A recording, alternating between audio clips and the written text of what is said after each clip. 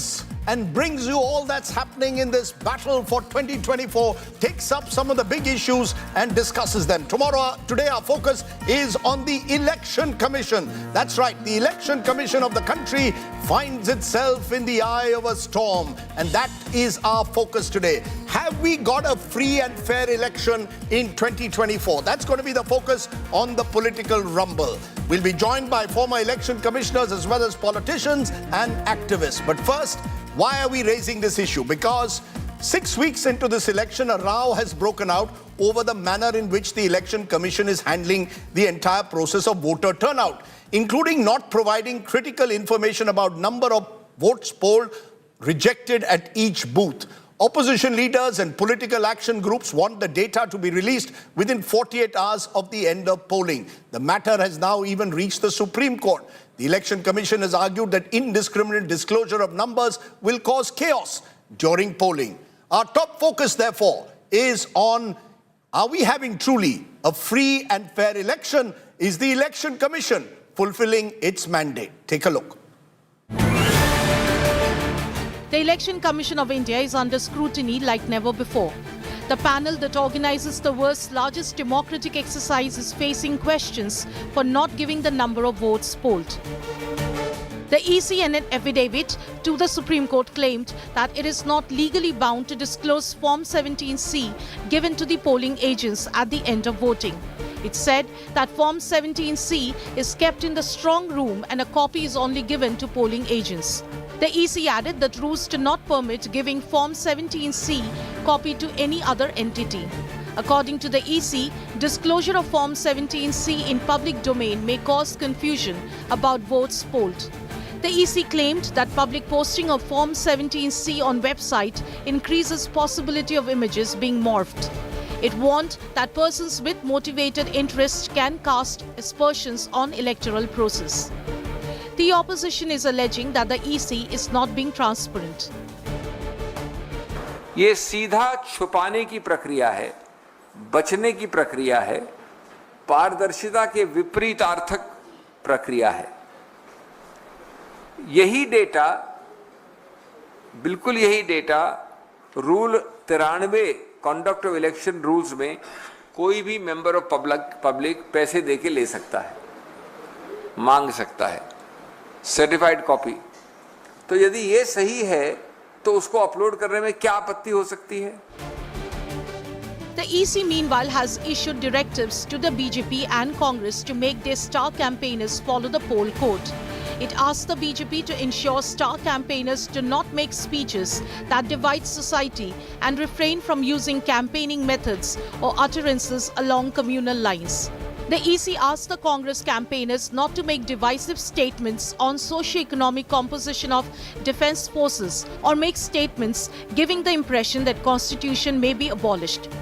The directives don't name either Prime Minister Narendra Modi or Congress leader Rahul Gandhi. With canvassing over for the 6th phase and only one phase left for campaign, the directives to the parties may have come a little too late. The Election Commission's affidavit on voter data will be taken up by the Supreme Court on Friday. Bureau Report, India Today. And joining me now are two very special guests. I'm joined by the former Chief Election Commissioner, Dr. S.Y. Qureshi, and the former Election Commissioner, Ashok Lavasa. Appreciate both of you joining us. Let's cut the chase. 7-phase election, and with every phase, controversies around the Election Commission continue to swirl. The Election Commission now facing ire over not releasing the exact voter turnout numbers, instead supplying only the percentage of voter turnout and saying, we are not legally mandated to do this under Form 17C. We will only provide this data to candidates and their agents. Does that work for you, Dr. Qureshi? Are you happy, satisfied with the way this election is being conducted? Well, actually, the positive side of the election, that the fact that this is the biggest election in the world, 15 million people are organizing it, things are happening with clockwork precision, and almost everybody is doing his job very well. So they are all being subsumed by the controversies which have been generated. And there are only two controversies. One is about enforcement of the model code of conduct even-handedly. And the second is the question of numbers. To me, the controversy about the numbers is totally meaningless, pointless, because the data which is essential, which is important, is already in the public domain in the sense that 17C is a form which is filled by the presiding officer at the end of the poll.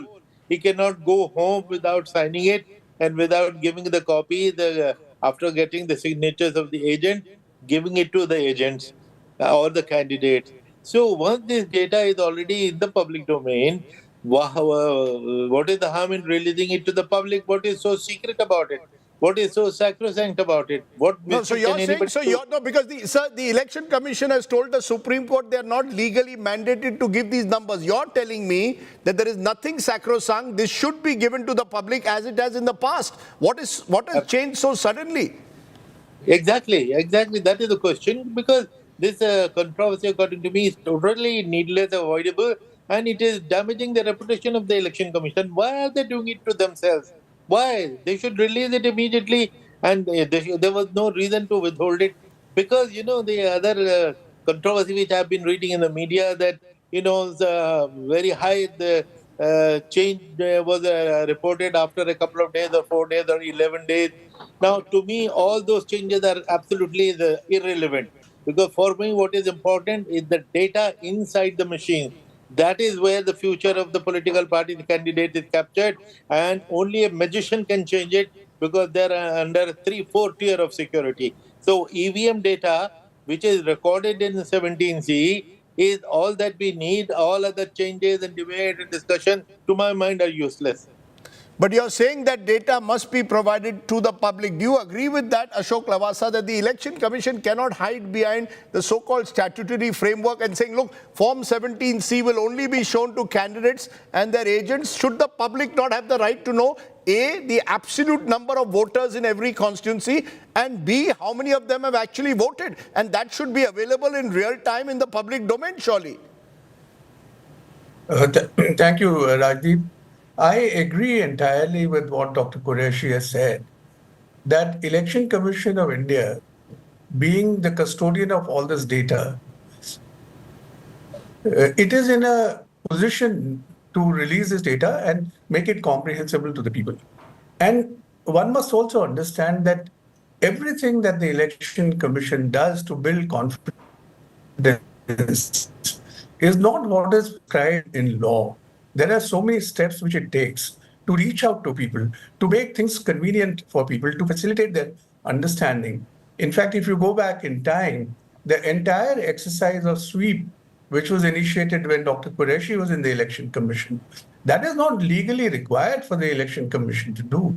But it is an effort to educate the voters. It is an effort to win their trust and confidence. So, in that vein, what I would feel is like the analogy that I often cite about a cricket match going on, where the organizers keep the score to themselves and don't display it publicly for the people to see. Now, that they can get away by saying that, you look, we are keeping the scorecard, and there is a system by which that score can be verified. That's all fine. But why add to the anxiety of people by not disclosing the data which you already have? Now, as far as the right to know, the legality of all this, which is being argued, I think nobody can question the legality, because in terms of the conduct of election rules, Form 17C is mandatory, it is given, it is signed by the presiding officer. So all that is fine.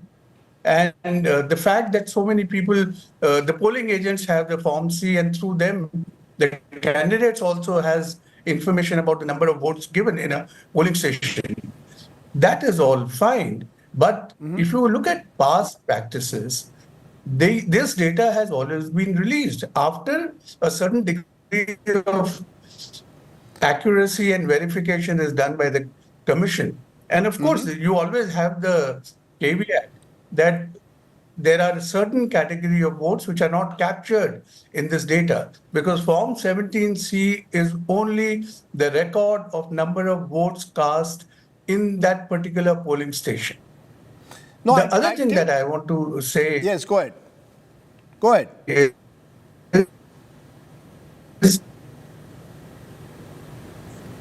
if there are 10 candidates and there are 1,500 polling stations, there are so many people who will have this Form 17C, and the effort required by all of them to put this data together, and then during compilation or doing the addition, there could be mistakes made by the candidates, and if they are expected to put out this data for public information, it can lead to more confusion. Whereas the Election Commission, which is the custodian of this data, which has access to this data, and I think which is responsible for informing the people, they are in a very good position to put this data out, and it's very elementary data that is being sought. No, I take your point. The problem, of course, Dr. Qureshi, is this is coming at a time when the credibility of the Election Commission itself is coming under question. You've got the delay in the release of the final voter turnout data, the unusually high revised figures, the absence of absolute numbers at the constituency and polling station level. All of this is leading to suspicion. Should we be suspicious as voters of this country, or are you completely confident that the delay, for example, in the release of the final voter turnout data, the unusually high revised figures, sometimes going up to as much as 8%, are you okay with all of this, or is there something that is missing? No. In fact, I'm surprised that this confusion has been created, and the Election Commission itself is responsible for it. Why did they not release it on the same evening or the maximum the next morning? To me, this data belongs to the public. It is already in the public domain. And trying to say that it has to be kept secret from whom and why? So you're saying this data of the revised data should have been released right away, not after 10, 11 days. Am I correct? Quite right, because there is no reason for the data to change after so many days. Because I'll tell you how the data is generated real time. When you enter the polling station, there is a Form 17A which is writing your attendance. You are voter number 1, I'm voter number 2, voter number 3, and at 2 o'clock, 350 people have voted. Now, one officer from Election Commission comes, how many have voted? So you see the last line and it says 350. And in any case, every 2 hours, this data is being conveyed to the Election Commission every 2 hours, which is releasing it to the public. So the whole day, this data is becoming public. At the end of the day, only the totals have to be transferred to Form 17C. And the presiding officer cannot leave the polling station without... I take your point, but Dr. Qureshi, the Election Commission is saying that this data is available on our website, on our app. Just because we haven't made it available through a press release doesn't mean we are hiding something. No. If that is true, that it is available on the app or on the website, that is fine. I'm sure that is all people should be demanding, press release or no press release. Although press release, anything which enhances your credibility is in your own interest. And anything which... and are you surprised that this voter turnout is being revised by 7, 8, often 9, 10%? Does that trouble you? Is that something surprising? It does surprise me, because the only reason why some change happens, in our time, there used to be a press conference at the end of the day, which has been discontinued for what good reason, I don't know. And our man officer will tell you that today the polling turnout has been X amount. And he says, but this is not a final figure, because there are hundreds of queues where people are lined up, and that will take another couple of hours. Final figures will come after 2 hours. So even after 2 hours, then you have the final figures, release it. And, are you also surprised, Ashok Lavasa? Are you surprised with the delay in providing the final revised numbers? Is that surprising that it took place after the first and second round, after 11 days? Yeah, it is surprising. As I said, Rajdeep, that in the second phase, the data was released on the third or fourth day.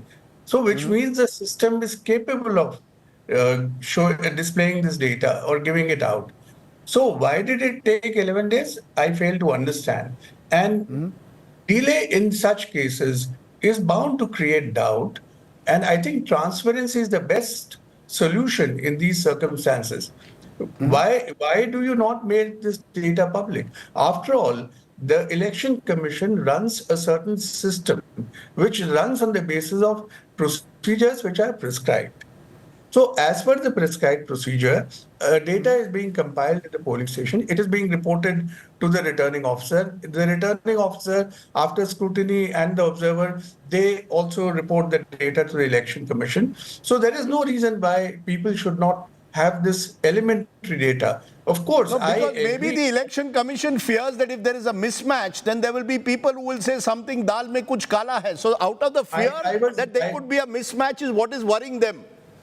No, Rajdeep, I was coming to that precise point that, you see, whereas it is fine that Election Commission is not obliged to give you a ball-by-ball commentary of the process of election.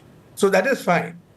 The second thing is also that even if there is a mismatch subsequently, that can be explained because discrepancies in such a large system can always arise.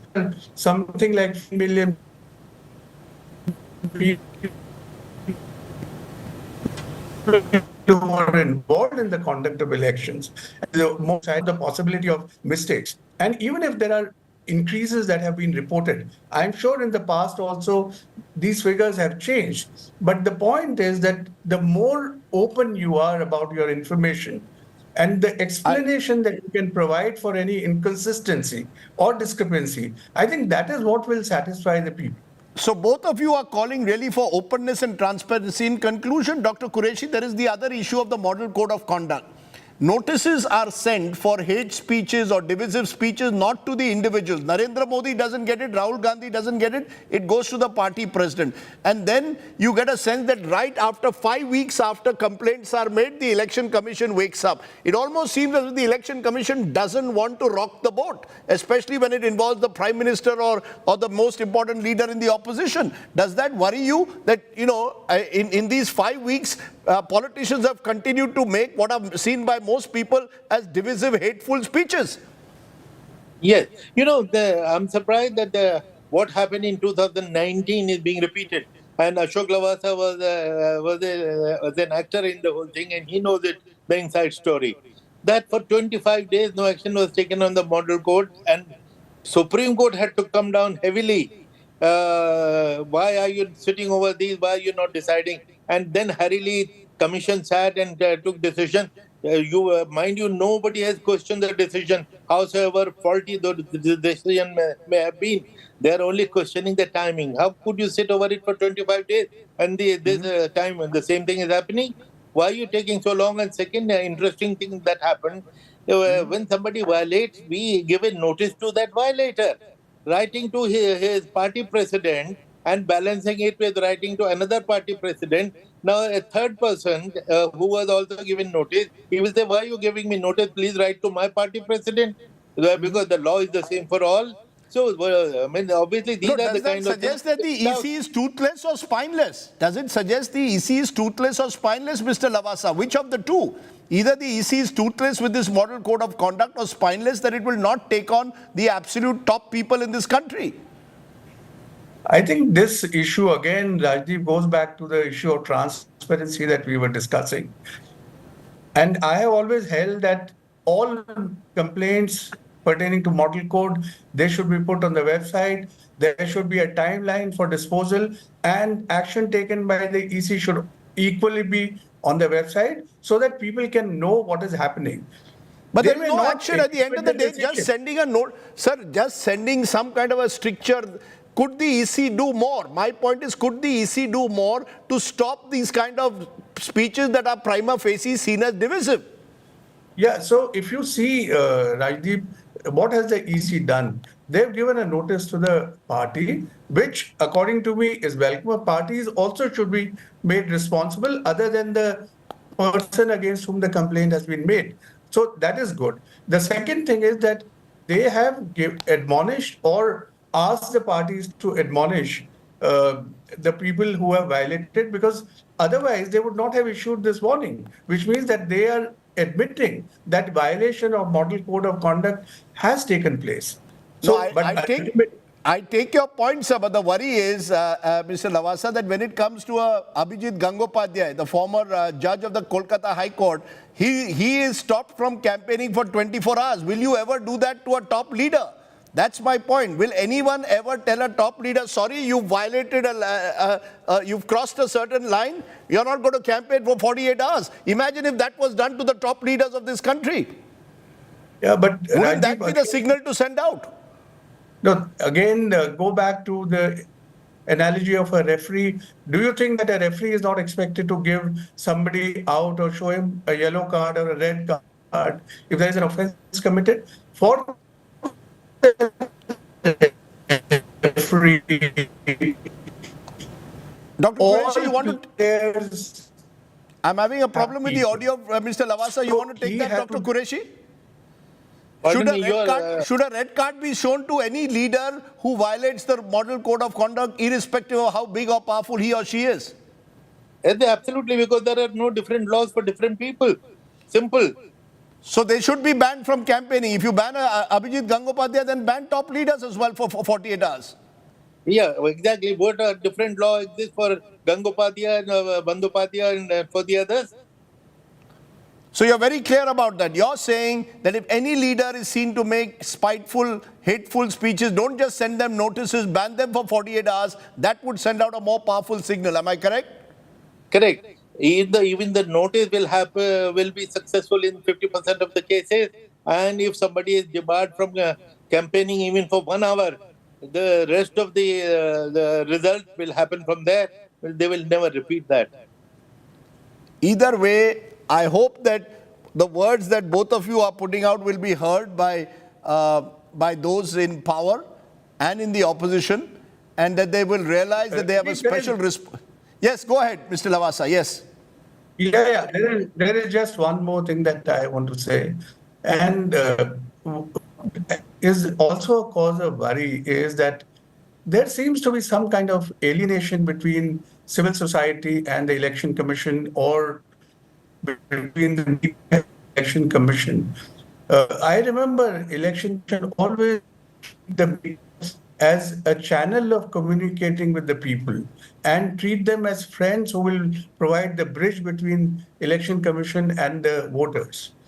And I think civil society organizations also in the past have played a constructive role in making the processes smooth and conveying to the people something that the Election Commission would like to convey. Sir, but there is a lack of faith alienation now. Is not a good trend. Sir, there's a lack of faith, and the Election Commission goes to the Supreme Court and says that these individuals have vested interests. Is civil society doesn't have a voice? So this is what is disturbing, that this alienation between these stakeholders, important stakeholders, I think it's not good for the system as a whole. And these are all matters, all that we have been discussing. I think the Election Commission is eminently capable to resolve them itself without seeking any judicial intervention. So I think, or without the need for any judicial intervention. Well, the very fact that there has been judicial intervention or various groups have gone to the Supreme Court is a cause for worry. The Election Commission ultimately is expected to be the ultimate neutral umpire. Has it really played that role of the neutral umpire? 10 seconds each. Dr. Qureshi, how many marks are you giving them out of 10? Have they really played a neutral umpire? Honest answer. Well, very difficult to answer that. Have they played a neutral umpire, sir? Have they been neutral or not, in your view? Well, I think they have not been very intelligent and wise in handling the situation. They have created doubts about themselves, and they have invited a judicial intervention which was prohibited by the Constitution during the process, and they have themselves invited by their action, so they have to do some introspection. Mr. Lavasa, have they played the role of a neutral umpire? Has our confidence in the electoral process been enhanced or diminished?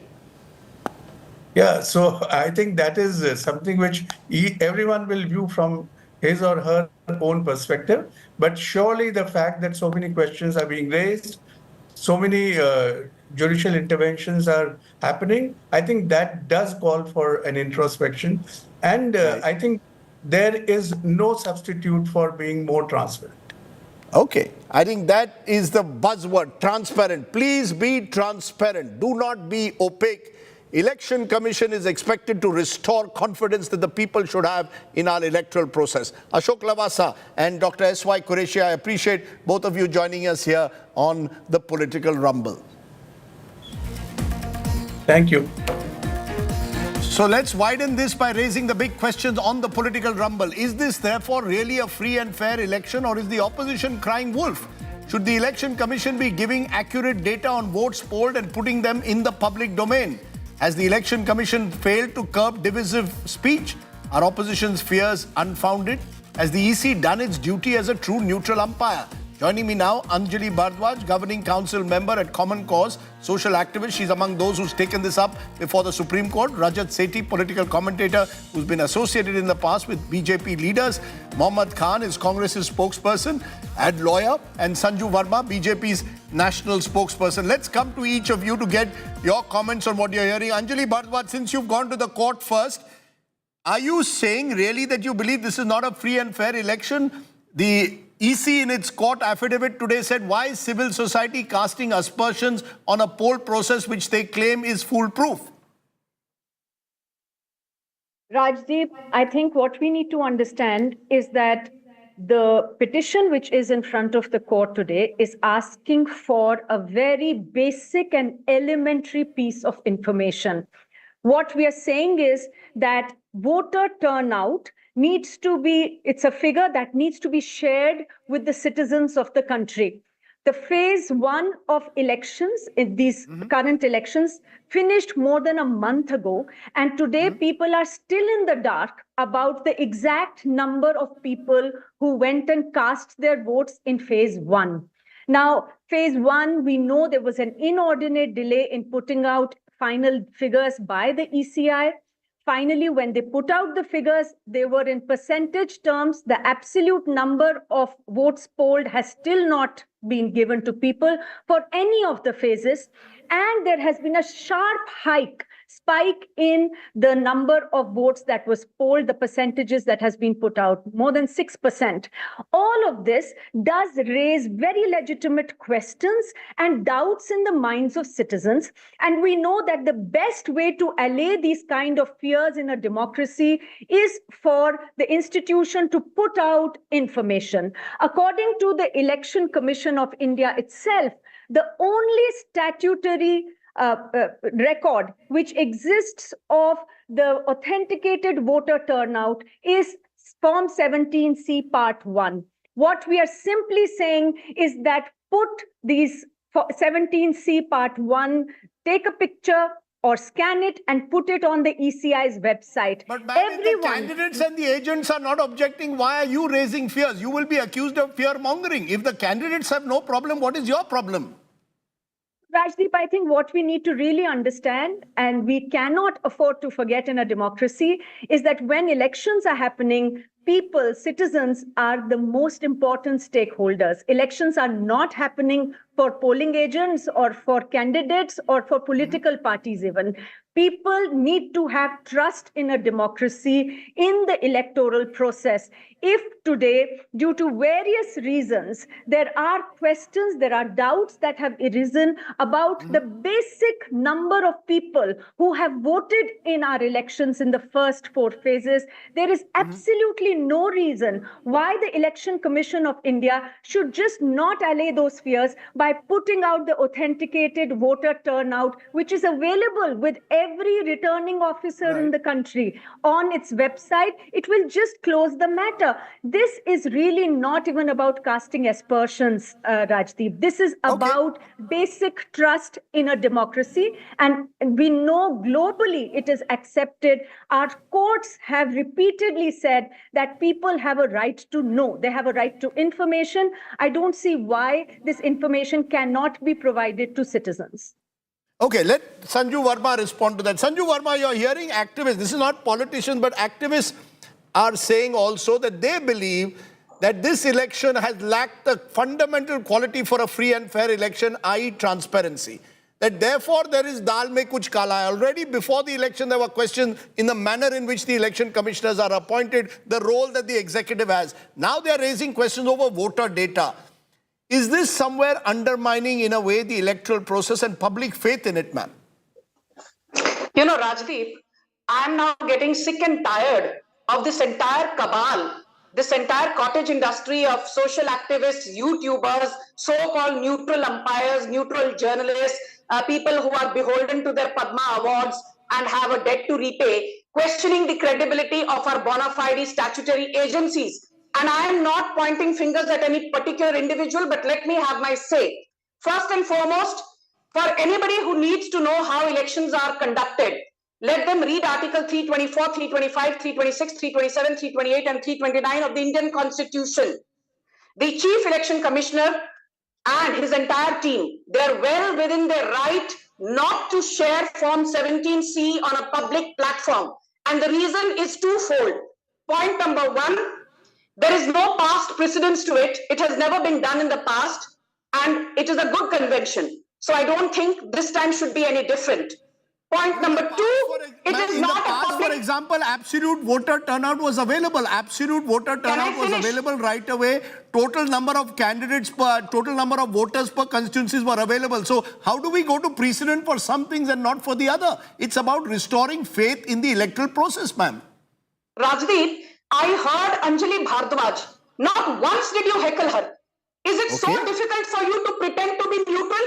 Is it so difficult for you to not heckle Sanju Verma? You do not... I'm not heckling you, ma'am. Ma'am, I'm not heckling you. Let's not do this every time. I'm listening to you. Please carry on. No, please carry on. Ma'am, I'm listening to you. I'm listening to you. I have every right to cross-question, but go ahead. No, you have every right to cross-question after I'm done talking, because I don't see you doing that cross-questioning to the other side. Let me finish and you can question me. I'm here, I'm not running away. And let us start with transparency. Next time Rajdeep Sardesai is on air, let Rajdeep Sardesai say that his spouse Sagarika Ghosh is a TMC Rajya Sabha MP. I'm happy to say that, ma'am. I have absolutely no problem. You're making it personal again. I couldn't care. I am very clear about it, that what my identity is my own. I ask questions to all. You're making it personal and I have no time for that. Now you carry on. Yes, I'm not making it personal. I'm just saying that जो लोग यहाँ बैठकर रोज BJP को neutrality पर ज्ञान देते हैं, you know, they themselves have conflict of interest, and this is not just about you. Now let me come in here. There is no past convention where in a general election the Form 17C has been made publicly available.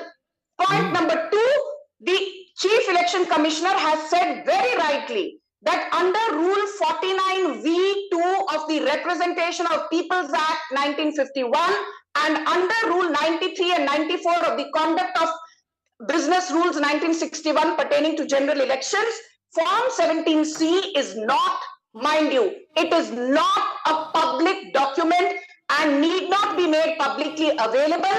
It has to be only given by the returning officer, the RO, to the polling agent, not even directly to the candidate. The polling agent then has the prerogative to share it with the candidate, because the biggest stakeholder in this case is the candidate, or the pratyashi who is seeking votes from the electorate. The limited point I'm making is this, Rajdeep, and I will then end in 30 seconds.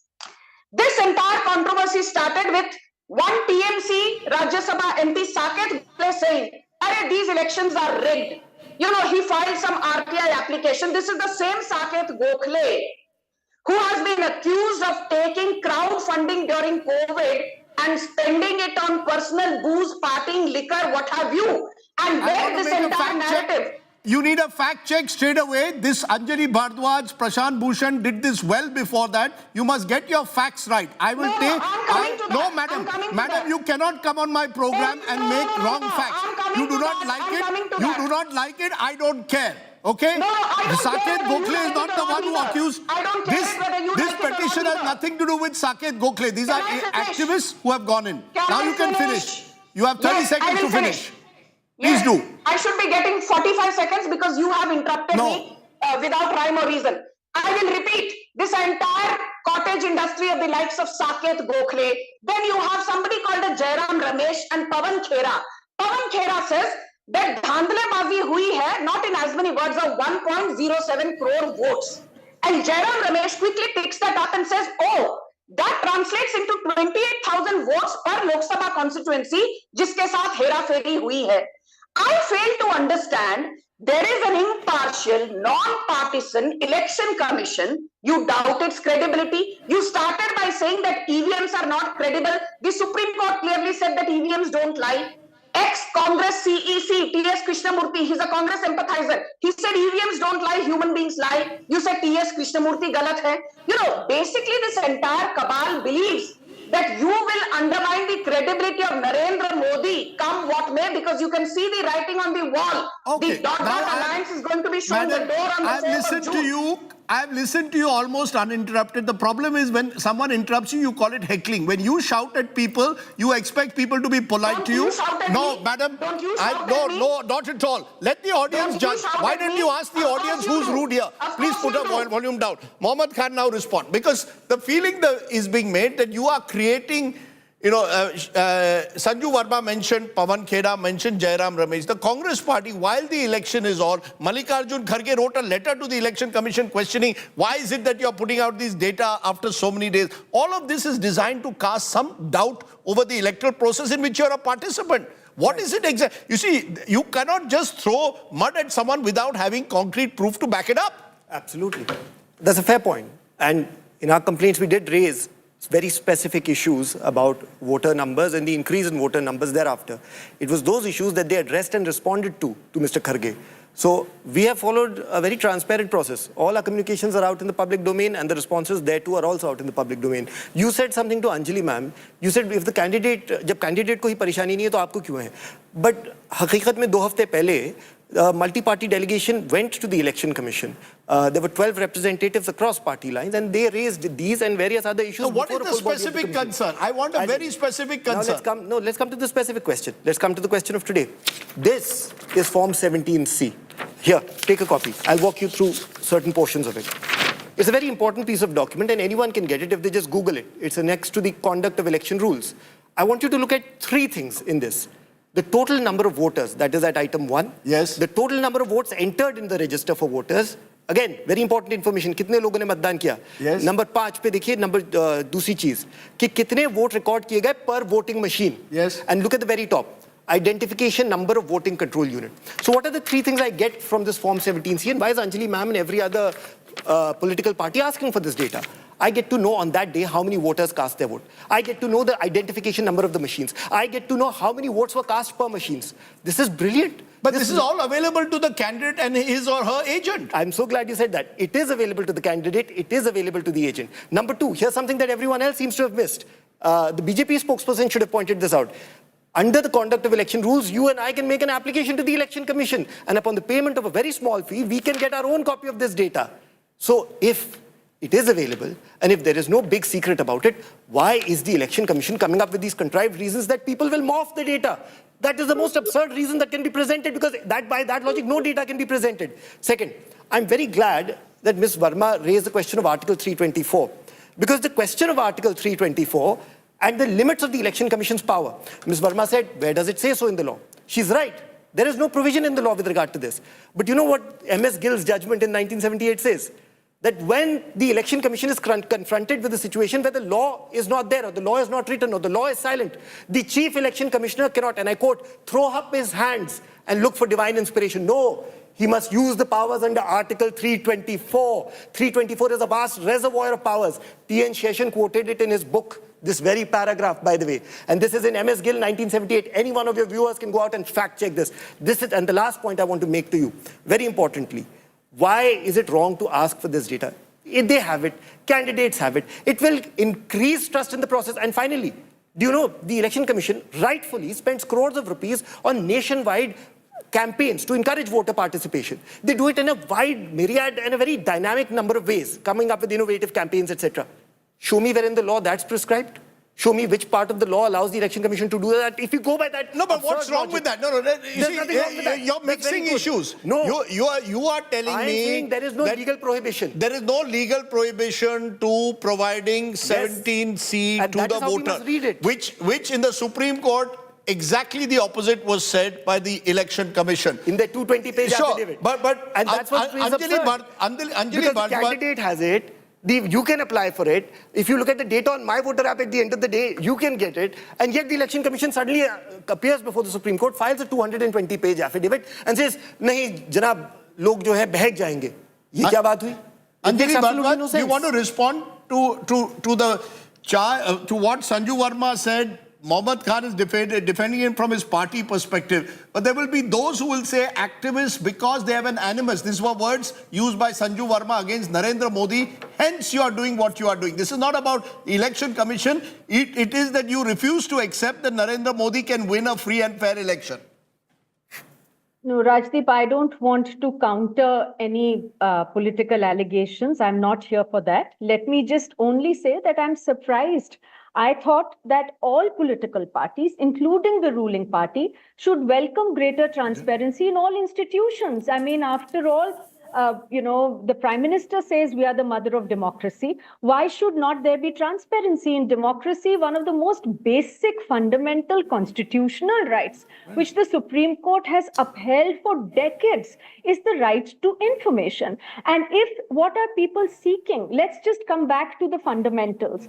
We are talking about the largest democracy in the world going to elections. We are saying that for various reasons, this time, of course, because there was a huge spike in the number of voter turnout. Now, the percentage that was given, the absolute numbers have not been given for various reasons. There are questions.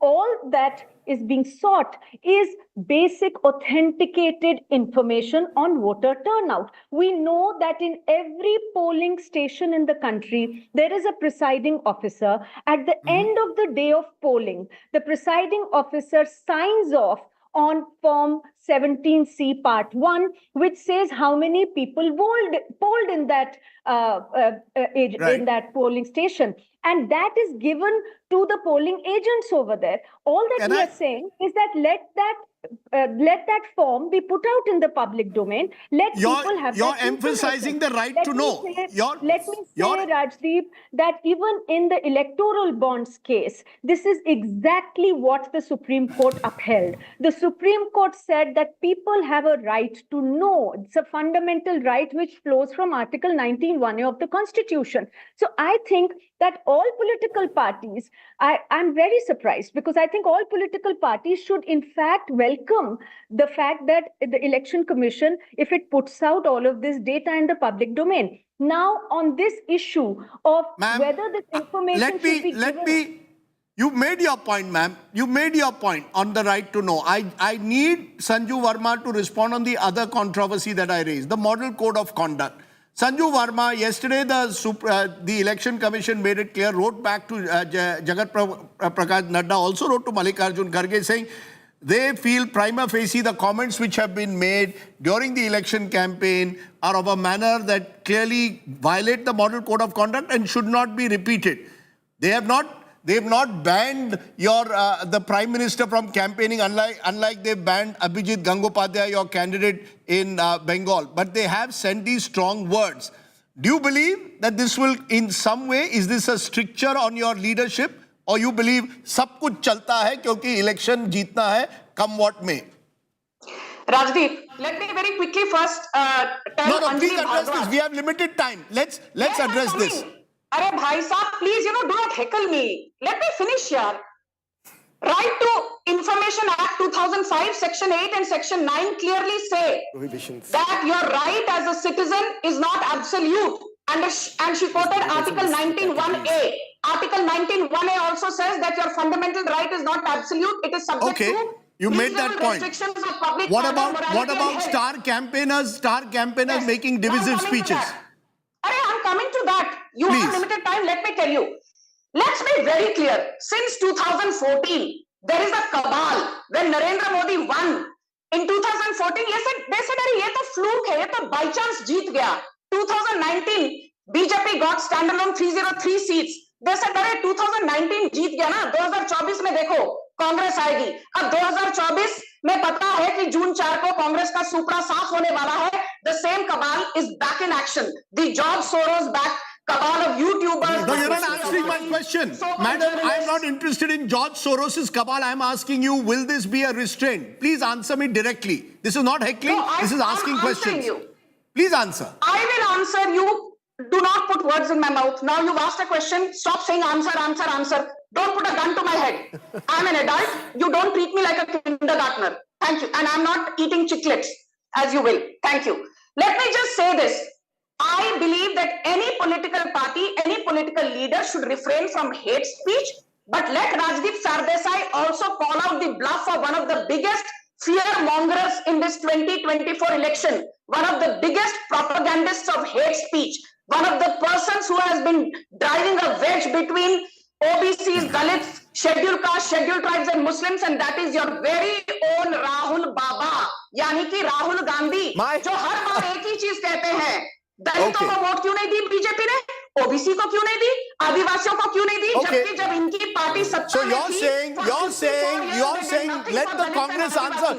Madam, that is what about your instead of accepting your leaders doing divisive speeches, you're saying what about Rahul Gandhi? So you answer that in conclusion. While you blame the Prime Minister, Rahul Gandhi is also accused, and so the Election Commission has sent a letter. You can't start creating caste prejudice and saying the constitution will be changed. This is fear-mongering and division. The Election Commission served a 6-page notice on Shri JP Nadda Sahab. In that 6-page notice, in paragraph 13, it highlighted all the complaints against its various star campaigners, including the Honorable Prime Minister. In paragraph 15 and 16, it highlighted all the writs that have been filed before the various courts against the hate speeches given by their leaders, including the Prime Minister. In paragraph 20, they gave 10 points. They copy-pasted those same 10 points in our letter. You're drawing a false equivalence. Yes, we will continue to campaign for Dalits, Adivasis, OBCs, and those on the margins of society. That is not hate speech. That is essentially what politics is supposed to be about. Your speeches are designed to be hate speeches, obviously. People are talking about them. You are coming out and defending them, madam. And the fact is, those contents are put forth proudly. It's not something that they're attempting to conceal. So you believe it's a false equivalence being drawn when Rahul Gandhi says, when Rahul Gandhi asks people about their caste, tells them that I will ensure that in a way you will get jitni abadi utna haq. You're saying he's talking about social justice. When the Prime Minister does it, it is hate speech. Is that what you're arguing? That there is a false equivalence, right? Yes, but one last point. Very quickly, 30 seconds. 30 seconds. The Election Commission is responsible for ensuring a level playing field. That does not mean that they level the playing field entirely. You can't treat two parties which are not equal as equal. The Prime Minister's speeches are designed to invoke a particular passion. Rahul Ji's speeches are designed to promote a particular constituency. Okay. That is fact. That is not opinion. So you're saying that the Election Commission, you claim it's a false equivalence. We leave it to the viewers to judge. We leave it to the conscience of the Election Commission to decide whether they believe that this data about voter turnout should be in the public domain or not. At the end of the day, elections are about the public above all else. And the public is Janta Janardhan when it comes to an election. That's all that we could pack in on the political rumble. Remember, tomorrow night we'll join you with Elections on My Plate from Varanasi. From now, from the entire team, thanks for watching. Stay well, stay safe. Jai Hind, Shubhratri, Namaskar.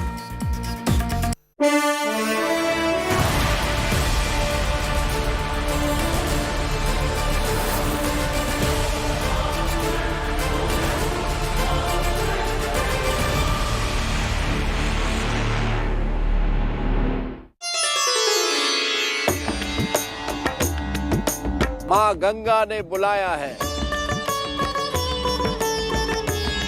हो रहा है?